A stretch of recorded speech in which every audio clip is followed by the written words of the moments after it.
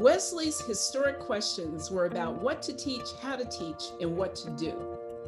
For the next interval of features for the Connectional Table's emerging forum, we will seek to update these questions for our current moment.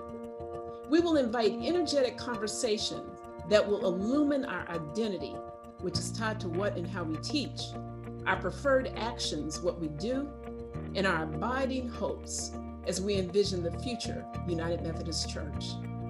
Our intent is to generate passion and energy for constructive conversations that help us walk forward together. Today, I am joined by Rudy Rasmus, the pastor of St. John's Church in Houston, prolific author, and minister of the streets. Rudy, good afternoon. It's so good for you to be with us today. It's good to be with you too. I'm glad I'm here. Now, you and your wife, Juanita, pastor St. John's Church in Houston. It's one of the largest and most diverse congregations in the Texas Annual Conference. It's also a place where I've heard you can find a federal judge worshiping with a homeless person when we were worshiping in person. Right. How have you managed to cross the barriers of race, class, gender, sexuality that tend to separate people? Well, first of all, I'm glad to be here, and thanks for this moment. There's a passage in James that talks about not creating special seating.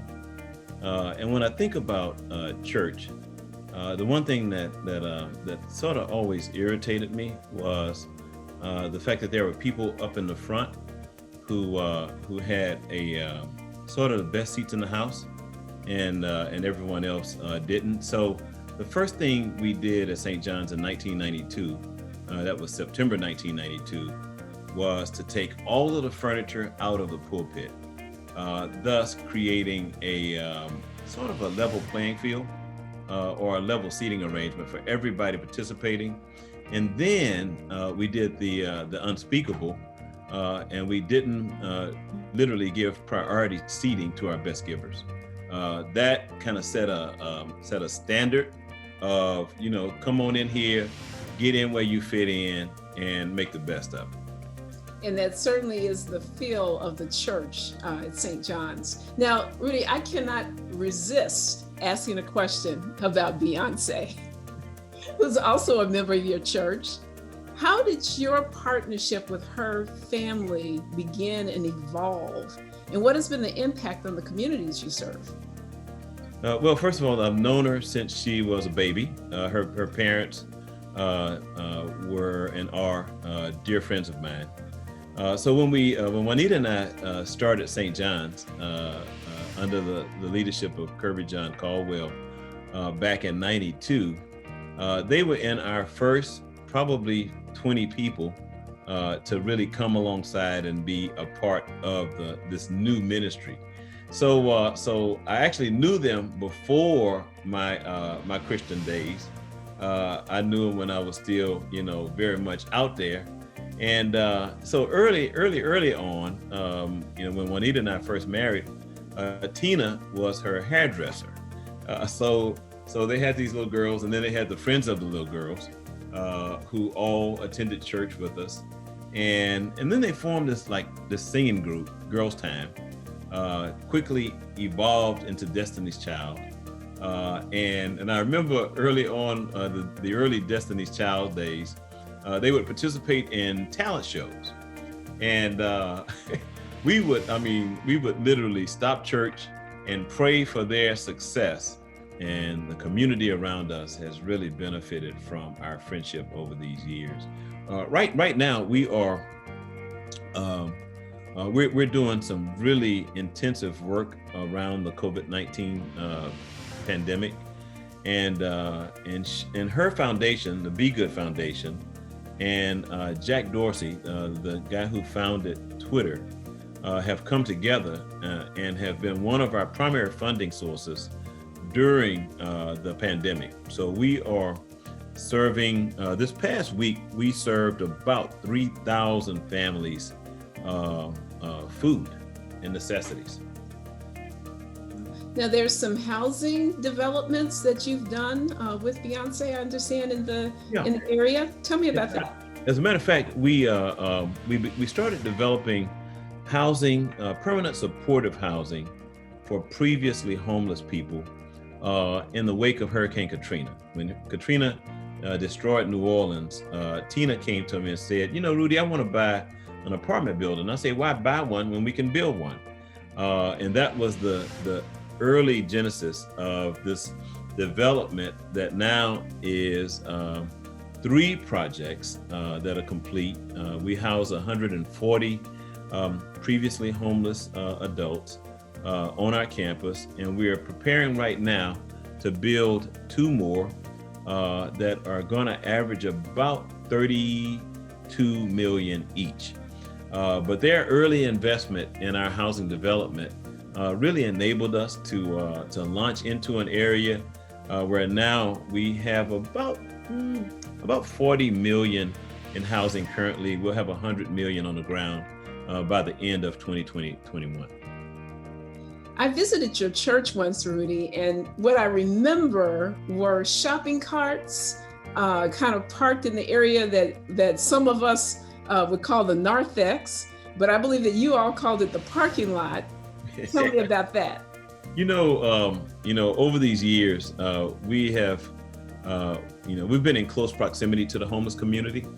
They're our members, our neighbors, and our early church story is really pretty funny. But we got to the church in that first week.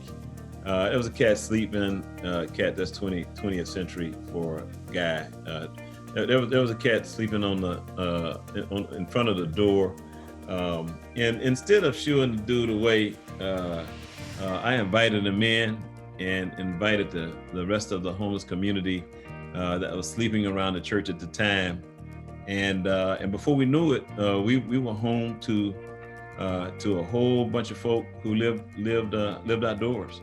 Now today we have expanded our mission to the spiritually homeless as well. So we have the physically homeless and the spiritually homeless. And really we have learned how to transcend, borders and barriers and titles and all of the stuff that typically keeps people from dealing with organized religion. It's a wonderful ministry. I want you to reflect a little bit on the things that have happened in the last year. Over the course of this year, 2020, the whole world has been convulsed by the killing of George Floyd, Breonna Taylor, Ahmaud Arbery, and others. People have turned out into the streets all over the globe to protest racism. Tell me what the deaths of George Floyd, Breonna, and Ahmaud have meant to you.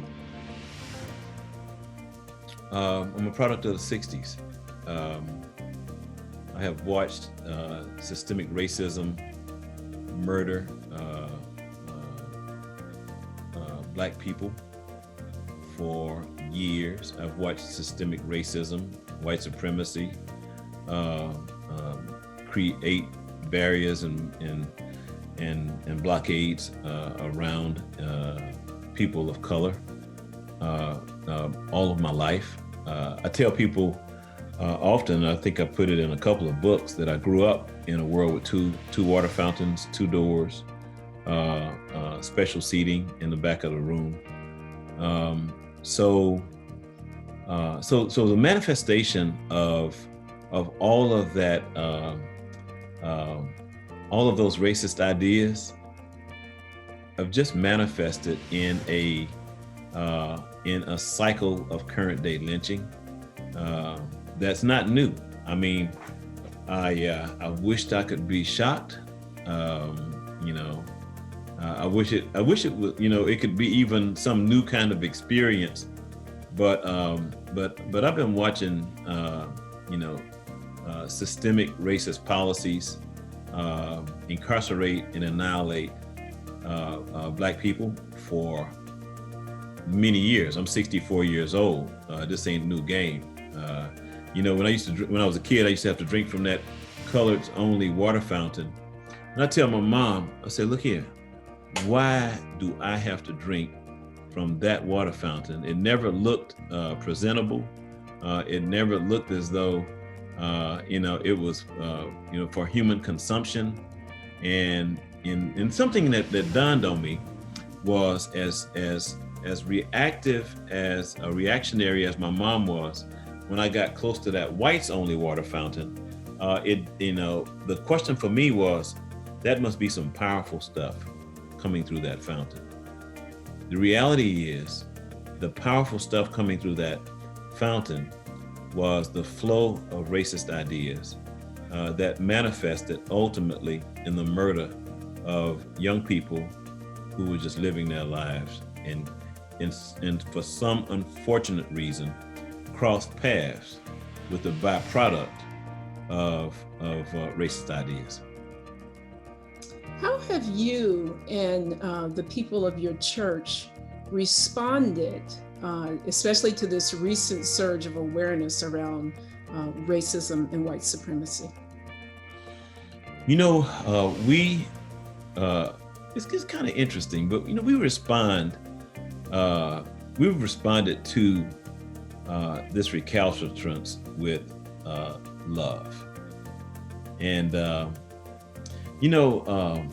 I have seen 500-600 cars a day on our food distribution days drive through our process, and in those cars are white people, brown people, black people, people of every hue, and there's no better demonstration of the power of unconditional love than to provide what Jesus said. Whatever we did for one of the least of these, we did it also for him. And one thing I've had an opportunity to do over these almost 30 years in ministry, in this one context, is see that the least has almost nothing to do, matter of fact, nothing to do with the color of one's skin. What really happens is the least is also, just like race is a construct. The least is also a sociological construct that basically puts people in a category in our current Western ideal based on their socioeconomic standing. So our response has been love. We love our neighbor, as we love ourselves. I remember a refrain during your worship service. We love you, and what was the rest of it? There's nothing we can do about it. Nothing you can do about it. That's right. Yeah, that means I love you in spite of you. That's right. Yeah, in spite of your preconceived notions about me, in spite of what you might have, constructed in your mind, the story you might have created for me. People always create stories for me. People are always looking at me before they know who I am and making some assessment based on my beard, my piercings, making some assessment as to who I probably am, especially in airports. I get mistaken for drug dealers, jazz musicians, and painters, artists. You don't get mistaken as a pastor? Yeah. That's not an honorific title these days. I mean, that's not something you really want to be known as necessarily.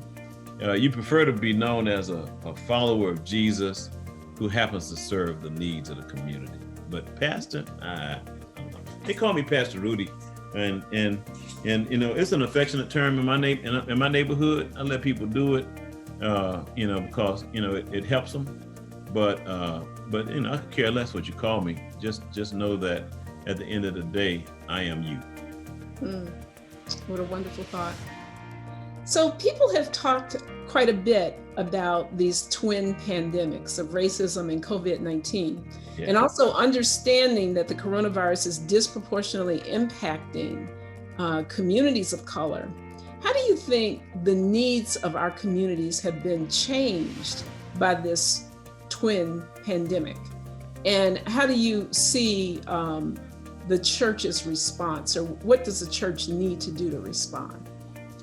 Well, the one thing for sure, disasters of all sorts, be it natural disasters, be it catastrophic predicaments like this COVID-19 has been, be it the human predicament. One thing about a disaster is that it exposes it exposes the flaws and the inequalities in our societies. So COVID-19 has been no different for us than the byproduct of Hurricane Harvey or Katrina in the Gulf Coast. When the water settled, you saw who, because of inequality and inequity, who didn't have the resources to leave, who didn't have the resources to rebuild, who didn't have the resources to defend themselves from the aftermath, the experiences in the aftermath. And COVID-19 hadn't been any different. We literally see right now the devastating effects of this pandemic, which is like a tsunami of sorts, that has literally overcome groups of people based on their either ability or inability to defend themselves from the onslaught of economic despair, and we have seen it. I mean, so I think at the end of the day, what any disaster does, and what this particular disaster has done is exposed inequity in our systems, and it's not good. It's not going to be good for a long time. Jesus puts in perspective for us what our tangible mission should be to the hungry, to the naked, to the sick and the imprisoned. And I think to start with, if every church focused on the one most dire demographic in need in their community, I think just focused on one aspect of that demographic, I think we could literally change the opinion of the world about the church. But as long as we are walled fortresses, peering through little cracks in the stained glass, as long as we are locked inside of our doors, making sure there's an usher at the door, screening would-be participants, we're gonna continue to die and decay at an increased rate like never before. I think the church has an opportunity to be the hands and feet of Jesus like never before. And right now, matter of fact, before I was a Christian, I used to watch this guy on television named Robert Schuller. He had this big, thick robe. He had a shiny building that, when, because of the lack of transition planning, when he was no longer able to prop that thing up, they lost it, and now it's something else. But the one thing I used to really dig about this guy is he used to say, "Find a need and fill it." Man, I mean, how basic can you get? Dude, that's like, if you find a need and fill it, Jesus will say, "Well done, thy good and faithful servant. You've been faithful over a few things. Now, come on in and let's do the real thing." So tell me, Actually, I've heard that you've got a new book coming out. Yeah. Being Black, Christian, and Methodist. Tell us the exact title of it. Tell us a little bit about it, and what led you to produce a book like this? I'll tell you the absolute truth. Our denominational publishing house, I felt needed a response to the uprising of 2020. So I wrote them. I said, hey y'all, I'd like to do a book. Right? And I'd like to, in this moment, bring some honest voices to the forefront to respond to what's happening, not only in our race equation, but in our religious equation and in our denominational equation. So what I did was I recruited 9 of my my very bright friends who are writers, authors, and I said, hey, Abingdon, has agreed to publish a book about being Black, Christian, and Methodist. Would you do a chapter? So it's me and 9 friends. I'm the editor, but these 9 friends all have a very prominent place in this book, and they all write out of their perspective. They're all Methodist clergy. I think all but one has a doctorate, and in the they're scholars, but they're scholars who've been on the ground pastoring churches, in some cases for many years, and we cover the waterfront. We are male, female. We are straight and gay.